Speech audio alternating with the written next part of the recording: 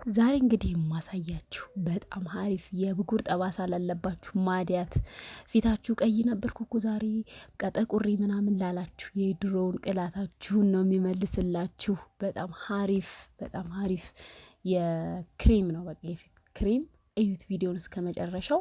እንግዲህ ሰላም አላልኳችሁም፣ መጀመሪያ ይቅርታ። እንዴት ናችሁ? እኔ ደህና ነኝ፣ እግዚአብሔር የተመሰገነ ይሁን። እንግዲህ እዚህ ጋር የምታዩት ተልባና ሩዝ ተልባ ያው ለፊት በጣም ብዙ ጠቀሜታ አለው።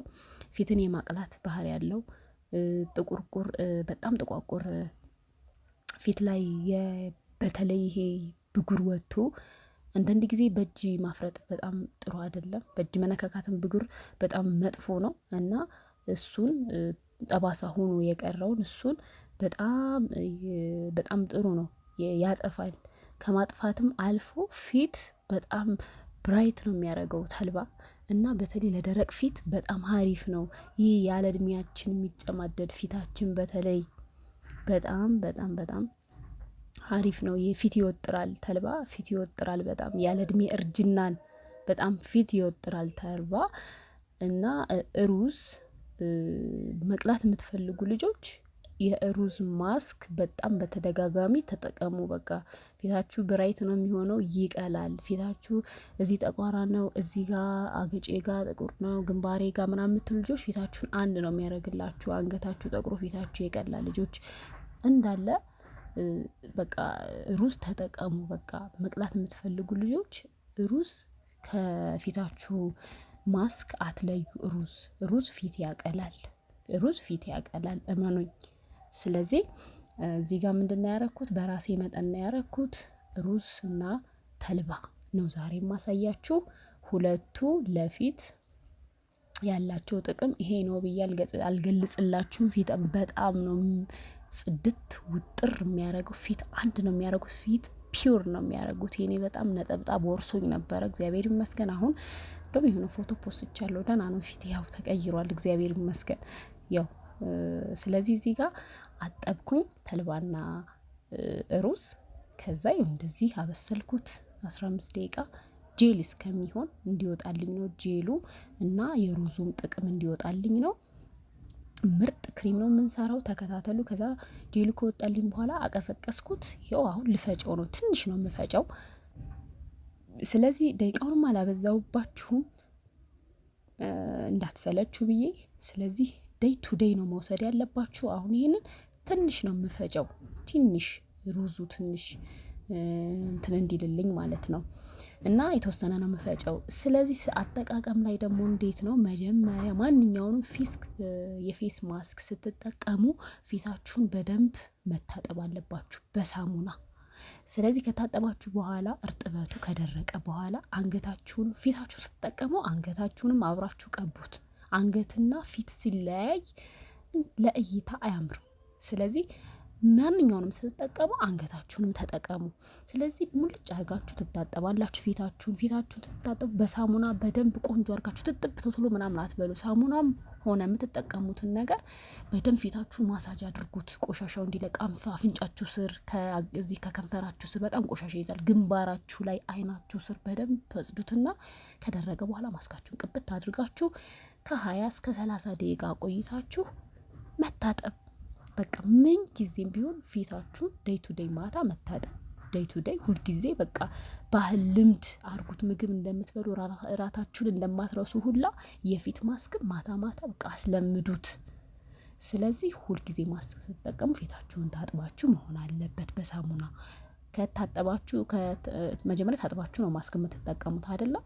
በኋላ ግን በሳሙና አትታጠቡ፣ በውሃ ብቻ አለቀ። ከዛ በውሃ ታጥባችሁ ፊታችሁን ሞይስቸራይዝ የምታረጉትን ቅባት መጠቀም አለቀ እንጂ ሳትታጠቡ ፊታችሁን ማስክ መጠቀም ጥቅም የለውም። ምንም ነገር ለውጥ አታዩ። ፊታችሁን ሳታጸዱ እዛ ላይ ትሪት የምታረጉ ከሆነ ፊታችሁን ምንም ነገር ማስክ ብትጠቀሙ ለውጥ አይመጣም፣ ምንም መፍትሄ አይኖረውም ማለት ነው። በጸዳ ፊት ላይ ነው ማስክ የምትቀቡት። ከዛ በኋላ ግን በሳሙና አትጠቀሙም፣ በውሃ ብቻ ማለት ነው። እንግዲህ እናንተ ቪዲዮን እያያችሁ ስለሆነ ነው እኔ የማወራው፣ ያው ግልጽና ግልጽ ነው። ስለዚህ ትንሽ ፈጨሁት፣ የተወሰነ ነው የፈጨሁት፣ አላላምኩትም። ስለዚህ ይውላችሁ እንዴት አባቱ እንደሚያምር ተልባና ሩዝ በስማ እንዴት ፊት እንደሚያጸዳ እንደሚያፈካ።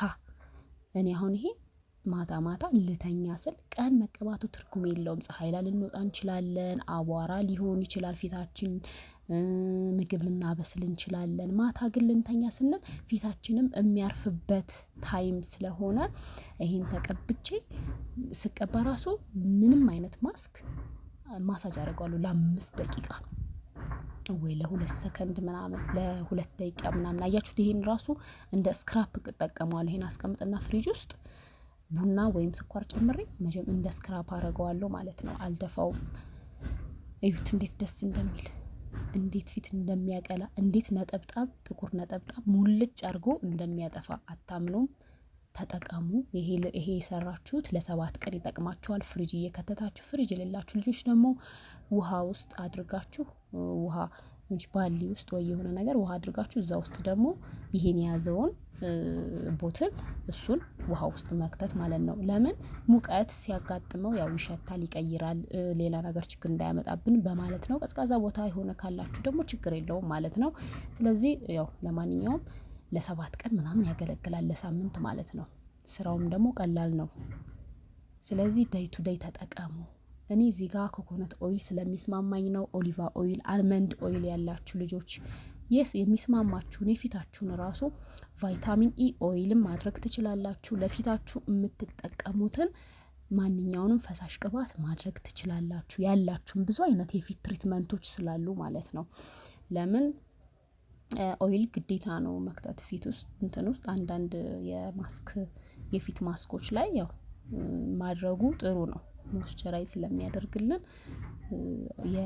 ያላችሁን የኮኮነት ስላደረኩ እናንተ ኮኮነት ማድረግ አይጠበቅባችሁም።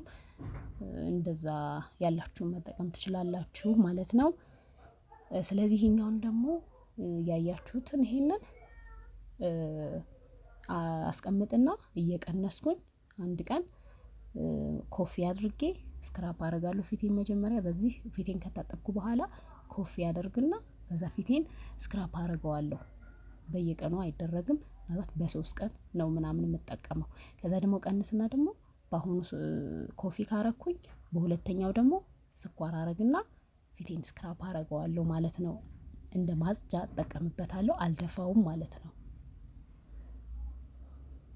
ስለዚህ እንደዚህ አርጌ አስቀምጥና ፍሪጄ ውስጥ እየቀነስኩኝ በደንብ አርጌ ፊቴን አንገቴን እቀባዋለሁ ማለት ነው። ከዛ 40 ደቂቃ ቆይቼ እታጠበዋለሁ። ከዛ ፏ ነው በቃ። እኔ ያው እየለቀቀልኝ ነው፣ በጣም ለቋል። ጥቋቁሩ የተወሰነ ነው ያለው፣ እሱ ደግሞ ያው እንትን ይላል፣ ግን ለቋል ከያዘኝ አንፃር በጣም ጥቋቁ። እኔ ደግሞ ቀይ ስለሆንኩኝ በጣም ነው የሚያስታውቀው፣ በጣም ያስጠላ ነበረ። እግዚአብሔር ይመስገን፣ ለሁሉም ነገር ያው ትጋት ያስፈልገዋል። ያው እንግዲህ እግዚአብሔር ይመስገን ያው ለቆልኛል ማለት ነው። በእጄን ያሳየዋችሁ እዚህ ጋር ፊቴንም ስለምታውቁት ብዬ ነው ያው። እና በጣም ወዳችኋለሁ፣ አከብራችኋለሁ። ቻው